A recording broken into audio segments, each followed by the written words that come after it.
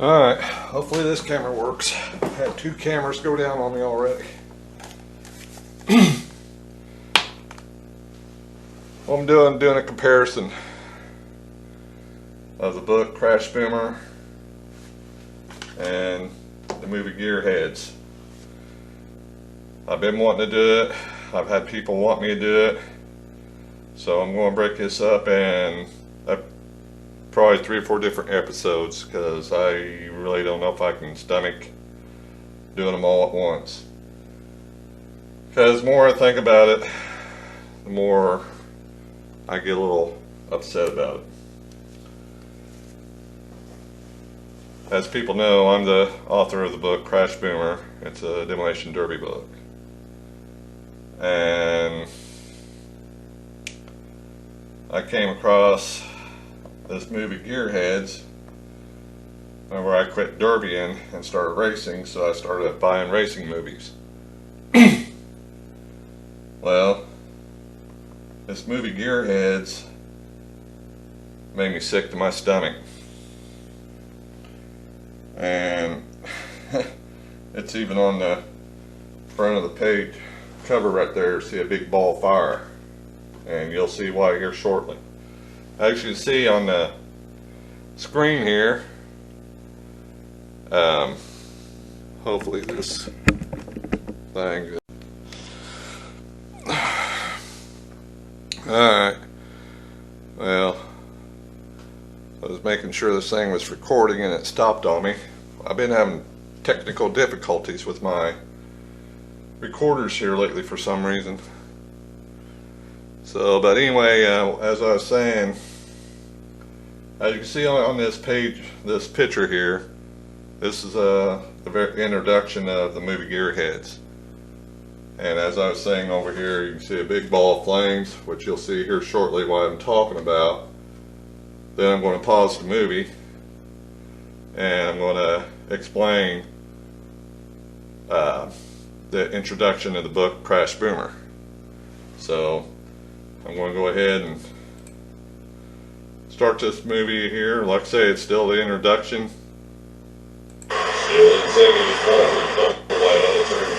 Keep your eyes on it. But it's Bobby Dunlap Sr. making the wall choke on that red dust once again. He is a mechanic with the Sierras and been almost unbeatable since they teamed up 8 years ago. Seems nobody can build a car like that in their car history.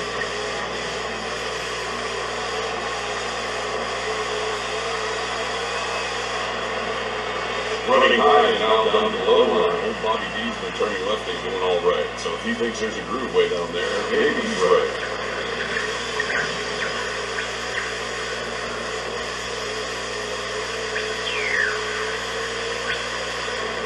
Two to go.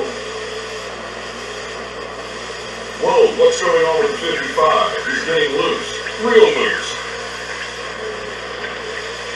Notice. Does the steering wheel even work?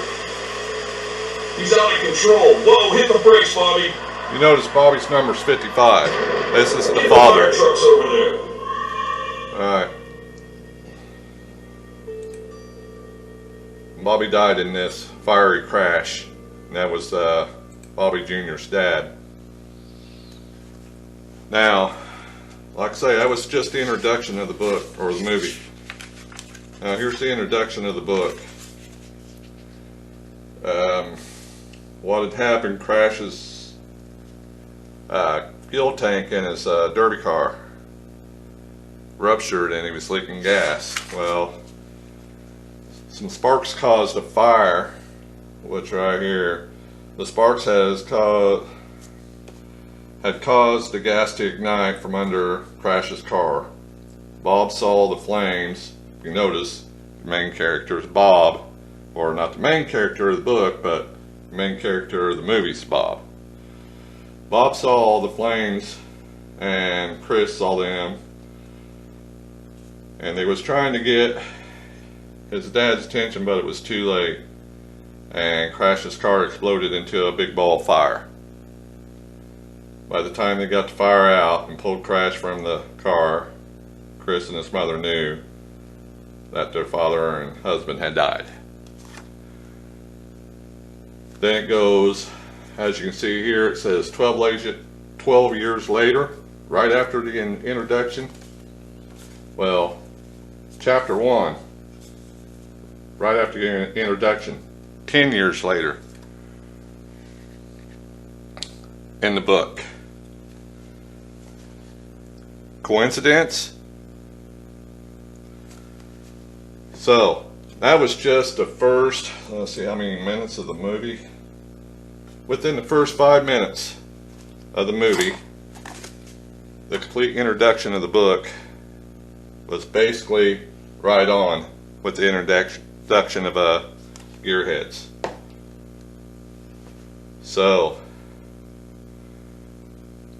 you know, I may just pause it here and do another video. I'm just going to break this up, like I say, because the more I think about it, the more I get upset. Or,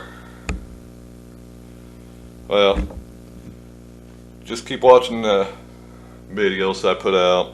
You'll understand what I'm talking about.